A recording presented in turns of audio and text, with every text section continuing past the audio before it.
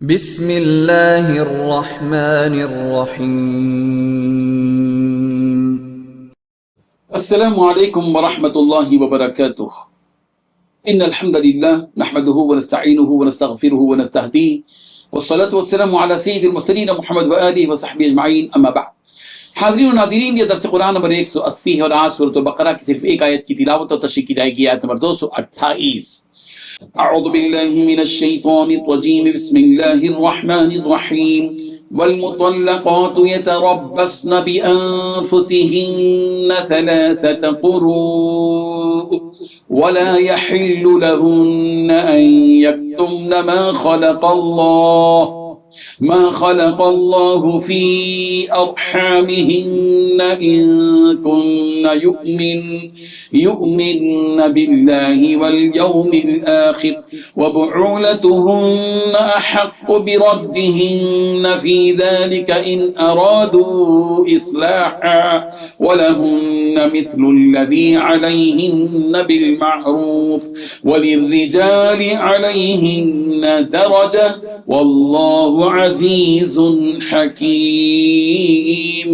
صدق اللہ العظیم۔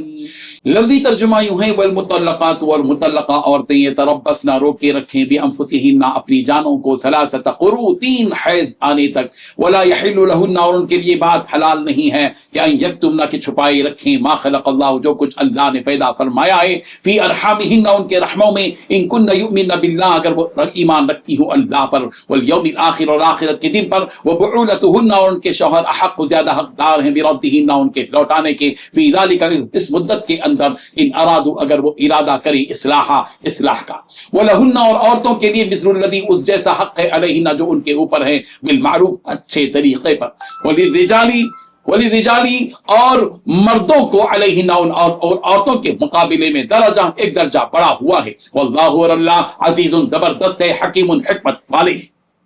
ترجمہ، اور جن عورتوں کو طلاق دے دی گئی ہو، وہ 3 مرتبہ حیض آنے تک اپنے آپ کو انتظار میں رکھی، اور اگر وہ اللہ پر اور آخرت کے دن پر ایمان رکھتی ہوں تو ان کے لیے حلال نہیں ہے کہ اللہ نے ان کے رحم میں جو کچھ حمل یا حیض پیدا کیا ہے اسے چھپائیں، اور اس مدت میں اگر ان کے شوہر حالات بہتر بنانا چاہیں تو ان کو حق ہے کہ ان عورتوں کو اپنی زوجیت میں واپس لے لیں، اور ان عورتوں کو معروف طریقے کے مطابق ویسے ہی حقوق حاصل ہیں جیسے مردوں کو ان پر حاصل ہیں۔ ہاں، مردوں کو ان پر ایک درجہ فوقیت ہے، اور اللہ غالب اور حکمت والا ہے۔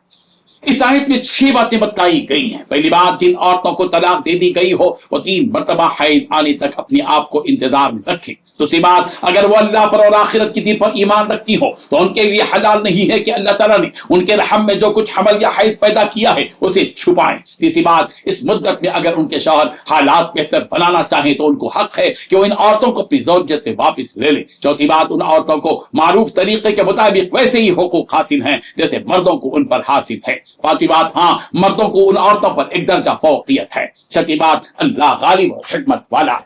بزرگان محترم، میاں بیوی کی آپسی زندگی کا نام ازدواجی زندگی ہے، جس کا آغاز نکاح سے ہوتا ہے۔ ازدواجی زندگی کا مقصد یہ ہے کہ دونوں سکون اور اطمینان، محبت اور ہمدردی کے ساتھ خوشگوار اور کامیاب زندگی گزارے، اور اس زندگی کے اختلاط سے اولاد پیدا ہو اور اس کے ذریعے نسل کا سلسلہ جاری رہے۔ میاں بیوی دونوں ہی اس بات کی کوشش کریں کہ زندگی خوشگوار رہے، ایک دوسرے کی ناگوار باتوں پر صبر و تحمل اور عفو و درگزر سے کام لے۔ بعض اوقات دونوں کے درمیان طبیعت اور مزاج میں جوڑ نہ ہونے کی وجہ سے زندگی عجیرن سی محسوس ہونے لگتی ہے۔ جب ایسی صورتحال پیدا ہو جائے کہ دونوں باوجود کوشش کے اس رشتے کے ساتھ رہنے نہ پائیں تو آخری صورت میں دونوں ایک دوسرے سے معقول طریقے سے جدا ہو سکتے ہیں، اور اس جدائیگی کی 2 صورتیں ہیں، طلاق یا خلا۔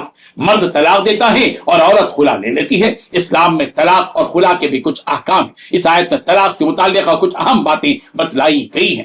اس سلسلے میں یہاں یہ بات بھی بیان کی گئی ہے کہ جس عورت کو طلاق دی گئی ہو وہ مطلقہ عورت اپنے آپ کو دوسرے نکاح سے روکے رکھے 3 حیض ختم ہونے تک۔ اس مدت کو مطلقہ کی عدت کہا جاتا ہے۔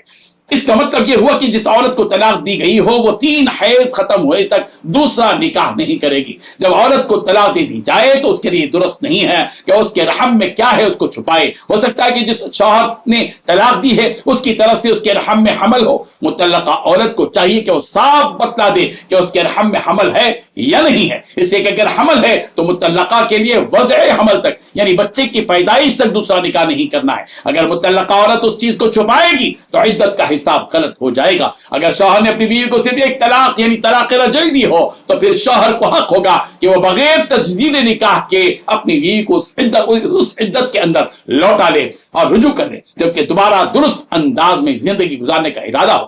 اس ارادے سے نہ ہو کہ دوبارہ اس کی زندگی کو تنگ کرے اور تکلیف پہنچائے۔ جس طرح مردوں کے حقوق پر مردوں کے عورتوں پر حقوق ہیں، اسی طرح مردوں پر بھی عورتوں کے حقوق ہیں۔ یہاں یہ ذہن سازی کی گئی ہے کہ عورت صرف ایک خدامہ یا ایک نوکرانی کی حیثیت نہیں رکھتی کہ صرف اس پر ہی سارے حقوق کی ذمہ داری عائد کی جائے، بلکہ مرد پر بھی کچھ حقوق ہیں اپنی بیوی کے سلسلے میں جن کا ادا کرنا مرد پر بھی ضروری ہے۔ یہ اور بات ہے کہ وَلِلرِّجَالِ عَلَيْهِنَّ درجہ، لیکن مردوں کو عورتوں پر ایک طرح کی برتری اور فضیلت اور فوقیت حاصل ہے۔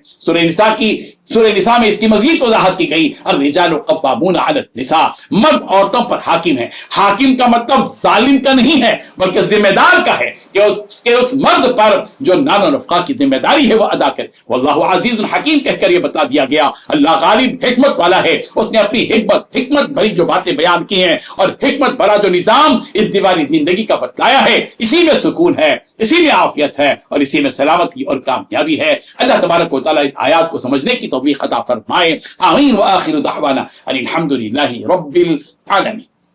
ڈیلی درس قرآن کو سبسکرائب کیجئے، اپنے تاثرات اور مشورے ارسال کیجئے اور متعلقین کے گروپ بنا کر انہیں روزانہ درس قرآن بھیجیں اور اجر ثواب پائیں۔